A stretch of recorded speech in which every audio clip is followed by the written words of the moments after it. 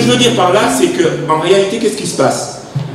Il se passe, comme Mireille le disait, qu'on est dans un État où il y a eu tout un travail d'hiérarchisation raciale.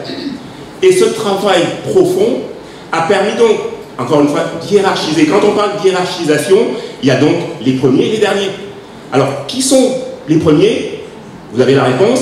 Et qui sont les derniers? Eh bien, c'est bien nous, les Noirs. Nous sommes donc infériorisés, structurellement infériorisés. Voilà le premier constat que nous avions fait. Et comment est-ce que ça s'est passé? Eh bien, il y a trois piliers. Le premier pilier, c'est par la production du savoir. Alors, la production du savoir, c'est quoi? C'est tout ce qui est éducation à l'école, depuis l'école primaire jusqu'à l'université, en passant par le lycée. Il y a les recherches, il y a la culture. Le deuxième pilier de ce travail d'hiérarchisation raciale, eh bien, c'est la production économique et industrielle. Ce sont des biens, des consommations et des services. Eh bien, il y a eu une forte structuration du monopole de la gestion et de la conduite de ce domaine. Et troisième élément, dans cette hiérarchisation raciale, c'était la production politique. Alors la production politique, c'est quoi? C'est toutes les instances qu'on met en place pour exercer un pouvoir, pour détenir un pouvoir. Il se trouve que les politiques sont ceux-là qui, effectivement, orientent dans une nation. Continue à coloniser une partie de sa population, qui est considérée comme française, mais qui n'est pas reconnue comme personne d'ascendance africaine. Donc pour l'État français, elle n'existe pas.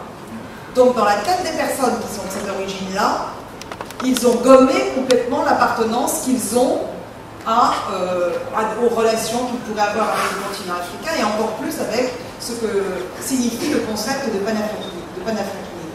panafricanisme. Donc je crois qu'il ne faut pas parler de racisme, mais plutôt de l'impact de la politique coloniale française sur la perception de soi-même en tant que personne d'ascendance africaine ou africain. Par rapport au franc CFA, je trouve curieux quand même d'entendre les alternatives. Il n'y a pas d'alternative, il y a des alternatives. Et une des alternatives a coûté la vie à Thomas Sankara. Ne l'oublions pas quand même. Donc ça c'est quand même...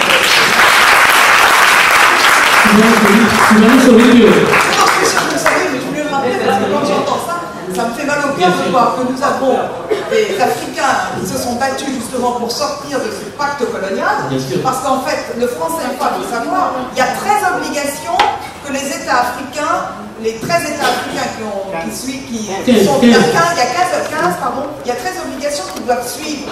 Ça va de la monnaie qui est battue en France, ça va même de l'entraînement militaire. Les élites militaires sont formées à Coët-Quidan, les uniformes des armées sont produits par le gouvernement français. Enfin, il y a un certain nombre, c'était avant ce qu'on appelait le pacte colonial. Maintenant, ça a trouvé un mot un peu plus soft, c'est une taxe. Mais c'est une taxe coloniale.